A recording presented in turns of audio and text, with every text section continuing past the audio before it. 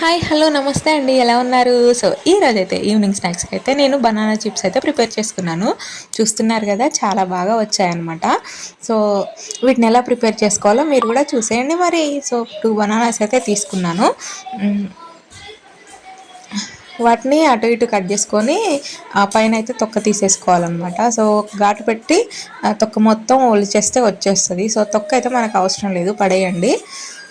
తర్వాత ఈ బనానాస్ని కొంచెం వాష్ చేసుకొని ఆ, మనం ఆలు చిప్స్ తురుముకుంటాం కదా, దాంతో అయితే బనానా చిప్స్ అయితే తురుముకోవాలి. చూసారు కదా సన్నగా లేయర్ లాగా వచ్చాయన్నమాట. సో ఇవైతే ఈవినింగ్ స్నాక్స్కి చాలా బాగుంటాయి అన్నమాట ఈవినింగ్కి. సో కొంచెం పసుపు అలాగే సాల్ట్ తీసుకొని వాటర్తో కలుపుకొని పక్కన ఉంచుకోండి. ఆ, ఈ బనానా చిప్స్ వేసుకున్నాక మీడియం ఫ్లేమ్లో అయితే కుక్ చేసుకోవాలండి, హై ఫ్లేమ్లో అయితే మాడిపోతాయి అంతా. సో మనం కలుపుకున్న మిశ్రమాన్ని పసుపు అలాగే సాల్ట్ని అయితే ఇలా కొంచెం కొంచెంగా వేసుకోండి. సో ఇంకా కొంచెం డార్క్గా ఎల్లో కలర్లో రావాలి అంటే ఇంకా కొంచెం లిక్విడ్ని అయితే కలుపుకోండి, ఆయిల్లో వేసుకోండి. సో అంతే అండి, చాలా సింపుల్గా అయితే రెడీ అయిపోయింది. చూసారు కదా చాలా క్రిస్పీగా అయితే ఉన్నాయండి.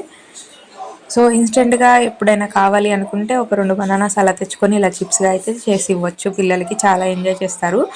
ఊరికే షాప్స్లో కాకుండా ఇలా అయితే ఎంజాయ్ చేస్తారండి. So thank you so much for watching అండి. ఫస్ట్ టైం నా ఛానల్ని చూస్తున్న వాళ్ళైతే సబ్స్క్రైబ్ చేయండి, అలాగే సపోర్ట్ చేయండి. ఆల్రెడీ సబ్స్క్రైబ్ చేసుకున్న వాళ్ళు లైక్ చేయండి. Thank you. బాగున్నాయా? బాగున్నాయా? మళ్ళీ